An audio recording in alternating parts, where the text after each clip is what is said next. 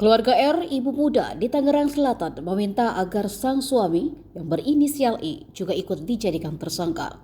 Menurut keluarga R, suami pasti ikut terlibat. Kakak ipar R, Nur Kamila, mengatakan jika mertua adiknya mencurigai jika suami ikut berperan dalam pembuatan video asusila. Keluarga R menuduh I sebagai orang yang merekam video aksi pelecehan seksual terhadap anaknya itu. Tuduhan tersebut bermula dari komentar netizen di media sosial. Keluarga pihak suami pun kini mendapatkan ancaman verbal dari keluarga R. Mereka sampai mendatangi rumah I dan mengancam akan membunuh karena yakin sang suami terlibat merekam video tersebut. Selain itu, keluarga R juga memaksa masuk ke rumah tanpa izin dan bersikap tidak sopan.